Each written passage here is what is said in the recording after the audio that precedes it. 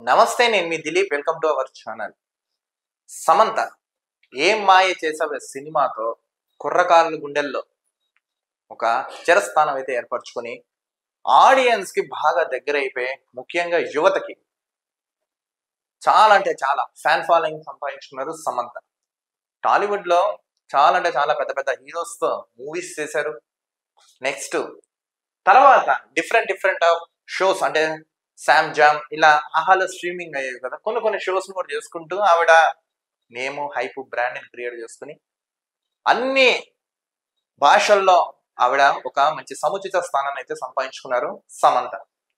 సరే, ఇలాంటి సమంత గారు తర్వాత కాలంలో నాగ చైతన్య గారితో ప్రేమలో ఉండడం, తర్వాత పెళ్లి చేసుకోవడం, తర్వాత కొన్ని కారణాల వల్ల వాడు విడిపోవడం కూడా జరిగింది. తర్వాత తన లైఫ్ తయారు చూసుకుంటుంది.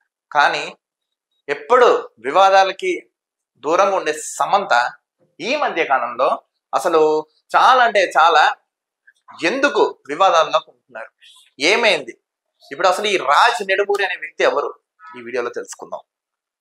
ఎప్పుడైతే బ్రేకప్ అయిందో, ఎప్పుడైతే నాగ చైతన్య సమంత విడిపోయారో, ఈ రాజ్ నెడుమూరి వ్యక్తి ఎవరైతే ఉన్నారో, సమంత ఆయనతో ప్రేమతో ఉన్నట్టుగా, త్వర వీళ్ళేదో పెళ్లి చేసుకోబోతున్నట్లుగా వార్తలు అయితే నెట్టింట్లో తెగ హల్చల్ చేస్తుంది, మనం కూడా విన్నాం.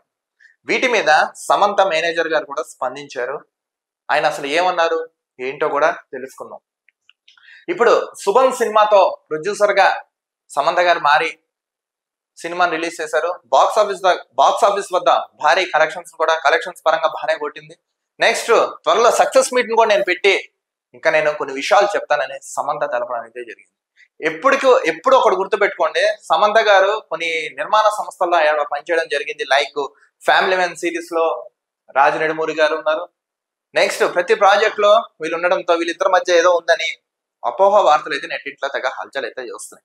అది ఎంతవరకు నిజం ఏంటని వాళ్ళ మేనేజర్ గా అయితే చెప్పారు. అది అంతే, ఏం లేదు, కట్టుకడ. దయచేసి ఇలాంటి రూమర్స్ దయచేసి స్ప్రెడ్ చేయకండి.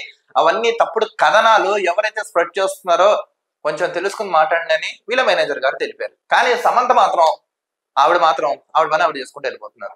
అటు సినిమాల పరంగా ఇప్పుడు రీసెంట్ గా మూవీని కూడా రిలీజ్ చేశారు. సో బాక్స్ ఆఫీస్ దగ్గర బాగానే కనెక్షన్ వచ్చింది.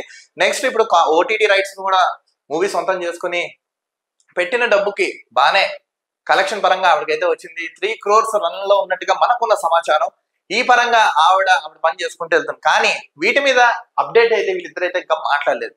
ఎందుకంటే ఎప్పుడైతే సమంత నాగ చైతన్య విడిపోయారో, నాగ చైతన్య గారు శోభిత ధులిపాల గారిని పెళ్లి చేసుకుని ఆయన జీవితాన్ని కొనసాగిస్తున్నారు.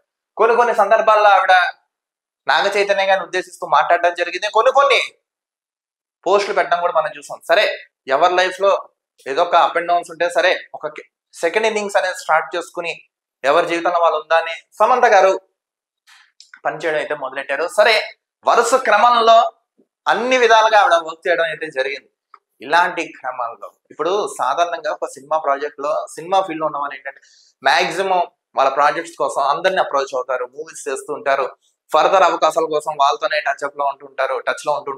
రకరకాలుగా వాళ్ళు కొనసాగిస్తుంటారు. కొంతమంది దాన్ని రూమర్ గా క్రియేట్ చేస్తుంటారు. వాళ్ళిద్దరి మధ్య ఏదో ఎఫ్ఐఆర్ ఉందని చెప్తుంటారు. కొంతమంది వీళ్ళు త్వరలో పెళ్లి చేసుకోబోతున్నట్లుగా వీళ్ళే కథనాలు సృష్టిస్తూ ఉంటారు నెట్టింట్లో మనం చూస్తూ ఉంటాం. ఇలాంటి క్రమంలో ఈ రాజ్ నెడుమూరితో సమంత త్వరలో ఒకటి కాబోతున్నారా, వీళ్ళిద్దరు లైఫ్ పార్ట్నర్ గా ఉండబోతున్నారా, సమంతను అర్థం చేసుకున్న వ్యక్తి ఇతనేనా అని తెగ అయితే న్యూస్ అయితే హల్చల్ చేస్తుంది. కానీ ఎటువంటి అప్డేట్ అయితే ఇప్పటివరకు సమంత నుంచి అయితే రాలేదు.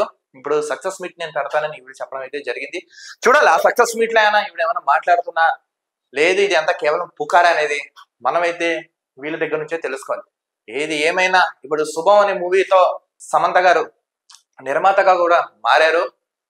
కలెక్షన్ల వర్షంలో భారీగా దూసుకుంటూ వెళ్ళిపోతున్నాం శుభం. సో చూడాలి ఏం జరుగుతున్నాయి ఏంటనేది. కానీ రూమర్స్ స్ప్రెడ్ బై ఎవరైతే నెట్టింట్లో చేస్తున్నారో కొంచెం చూసి మాట్లాడండి అని సమంత గారి మేనేజర్